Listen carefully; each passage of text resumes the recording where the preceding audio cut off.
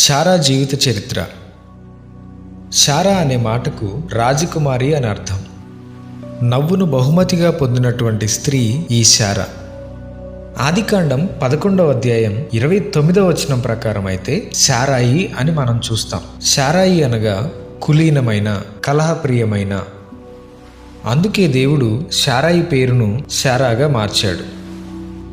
అబ్రహాము భార్య ఈ శారా, తెరహు యొక్క కోడలు. ఆదికాండం 11వ అధ్యాయం 30వ వచనం నుండి వీరి కుటుంబ ప్రస్తావన ఉంటుంది. ఈమె పేరు బైబిల్లో 61 సార్లు వ్రాయబడింది.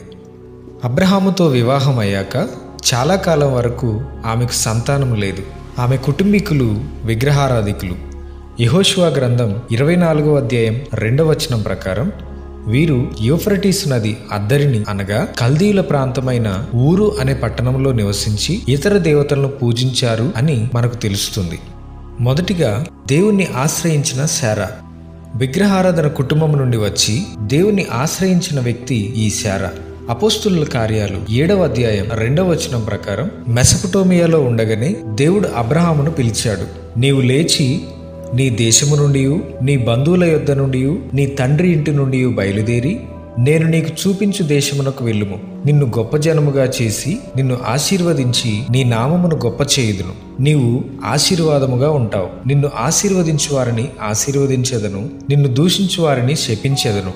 భూమి యొక్క సమస్త వంశములు నీ యందు ఆశీర్వదించబడునని అబ్రహాముతో దేవుడు చెప్పాడు.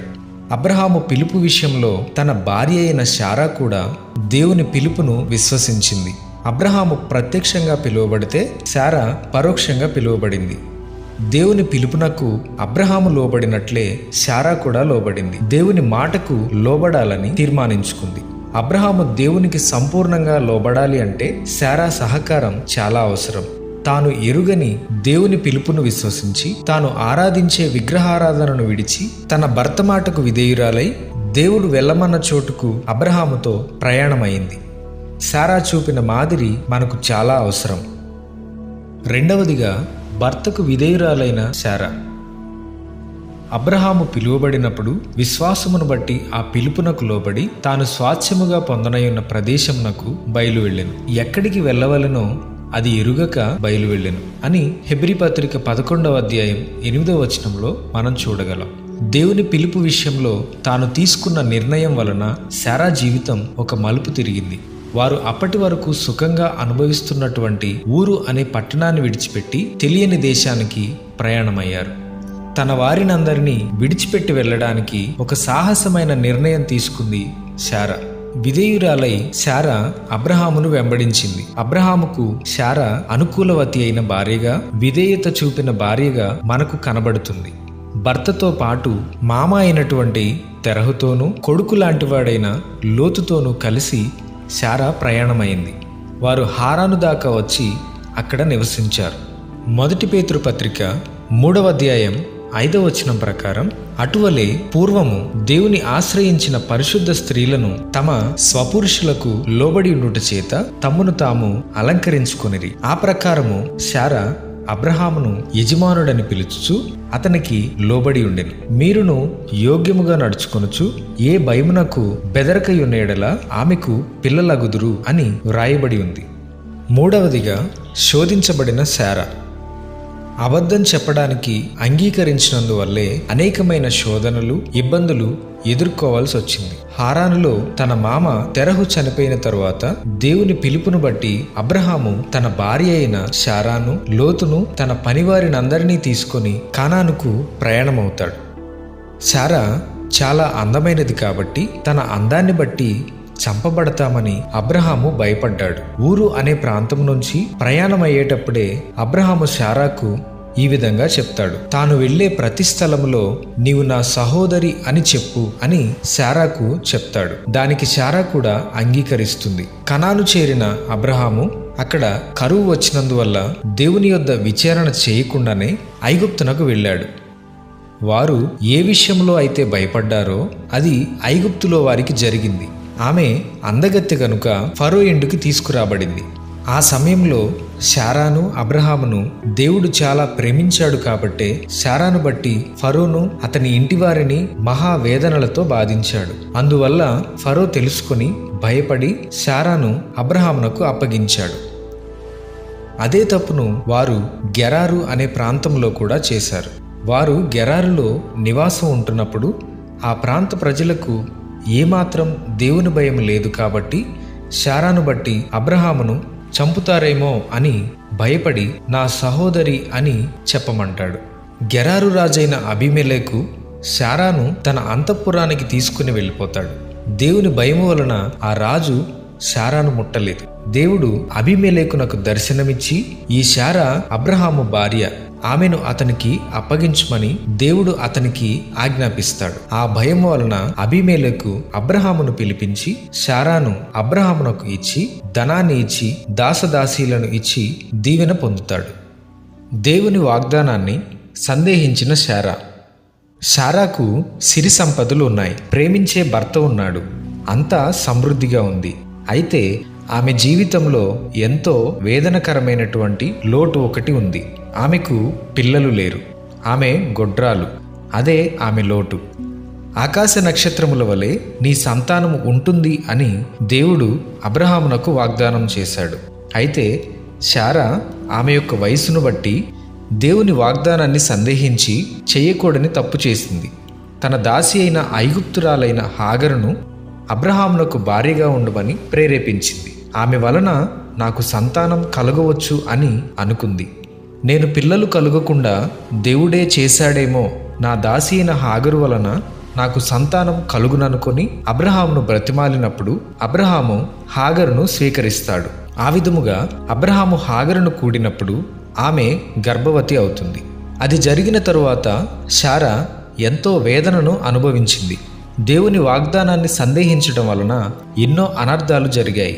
అబ్రహాము విశ్వాసాన్ని కోల్పోలేదు గాని శారా విశ్వాసాన్ని కోల్పోయింది. అందుకనే హాగరు వలన మరియు తన కుమారుడైన ఇష్మాయేలు వలన ఎంతో వేదన పడింది. 5వదిగా దేవునికి ఆతిథ్యమిచ్చిన శారా. మమ్రే దగ్గరనున్న సింధూర వనంలో అబ్రహాము ఎండవేళ గుడారపు ద్వారమందు కూర్చుని ఉన్నప్పుడు యెహోవా అతనికి కనబడెను. అతడు కన్నులెత్తి చూచినప్పుడు 3 మనుషులు అతని ఎదుట నిలువబడి ఉండిరి. అతడు వారిని చూచి గుడారపు వాకిట నుండి వారిని ఎదుర్కొనుటకు పరుగెత్తి నేలమట్టుకు వంగి, నీ కటాక్షము నా మీద ఉన్న ఎడల ఇప్పుడు నీ దాసుని దాటిపోవద్దు, నేనిచ్చు ఆతిథ్యమును స్వీకరించమని చెప్పి అబ్రహాము గుడారములోనున్న శారా యొద్దకు త్వరగా వెళ్ళి పిండిని తెచ్చి రొట్టెలు చేయమని శారాకు చెప్పినప్పుడు శారా సందేహపడకుండా విసుకకుండా ఆతిథ్యము కొరకు వాటిని సిద్ధపరుస్తుంది. హెబ్రీ పత్రిక 13వ అధ్యాయం 1వ వచనంలో మనం చూసినట్లయితే, ఆతిథ్యము చేయ మరొకడి, దాని వలన కొందరు ఎరుగకయే దేవదూతలకు ఆతిథ్యము చేసిరని మనం చూడగలం. వేళకాని వేళ వచ్చిన అతిథుల కోసం శారా ఆహారాన్ని వారి కొరకు సిద్ధపాటు చేసింది. 6వదిగా క్రమపరచబడిన శారా. శారాయి అనే పేరును తొలగించి శారాగా దేవుడు మార్చాడు. అబ్రాము అనే పేరును దేవుడు అబ్రహాముగా మార్చాడు. ఎండవేళ దేవుడు అబ్రహాము గుడారాన్ని దర్శించి వారి ఆతిథ్యాన్ని స్వీకరించిన తరువాత వచ్చే సంవత్సరం ఈ కాలానికి శారాకు కొడుకు పుడతాడు అని చెప్పినప్పుడు శారా నవ్వుతుంది. మేము ముసలివాళ్లం అయిపోయాం కదా, మాకెలా కుమారుడు జన్మిస్తాడు అనే అనుమానం ఆమెకు కలిగింది. అప్పుడు దేవుడు దేవునికి అసాధ్యమైనది ఏదీ లేదు అనే విషయాన్ని వారికి తెలియచేస్తాడు. అప్పుడు అవిశ్వాసంతో నవ్విన శారాకు నవ్వు అనే పేరు గల ఇస్సాకును దేవుడు ఇచ్చాడు. వృద్ధాప్యంలో ఆమె కన్నులపై నవ్వు ఉండేలా దేవుడు చేశాడు. 7వదిగా ఆశీర్వదించబడిన శారా. లోకానికి అసాధ్యమైన దాన్ని దేవుని వాగ్దానం వలన తన జీవితంలో పొందుకోగలిగింది. ఆమె ముసలితనమందు అంటే 90 సంవత్సరాల వయసులో ఇస్సాకుకు జన్మనిస్తుంది. హెబ్రీ పత్రిక 11వ అధ్యాయం 11వ వచనంలో, విశ్వాసమును బట్టి శారా వాగ్దానము చేసినవాడు నమ్మదగినవాడని ఎంచుకొనెను గనుక తాను వయస్సు గతించినదైనను గర్భము ధరించుటకు శక్తి పొందెను. ఇస్సాకు వలనైనది నీ సంతానము అనబడుతుంది అని దేవుడు వాగ్దానం ఇచ్చాడు. ఆయనే దానిని స్థిరపరిచాడు. శారా యొక్క ఆతిథ్యం పొందిన దేవుడు ఇస్సాకు ద్వారా వారి జీవితంలో నవ్వును అనుగ్రహించాడు. వారి కుటుంబంలో సంతోషాన్ని కలిగించాడు.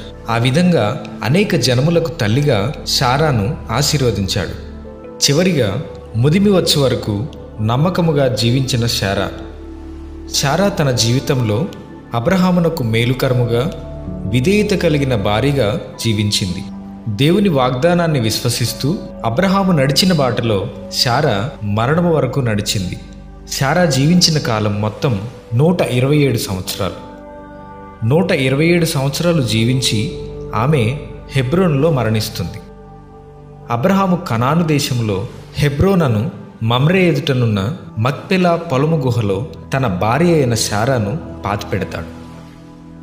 దేవుడు ఇచ్చిన వాగ్దాన నెరవేర్పును కన్నులారా చూడగలిగిన ధన్యజీవి ఈ శారా. బైబిల్లో మరణం గురించి చెప్పబడిన ఏకైక స్త్రీ శారానే.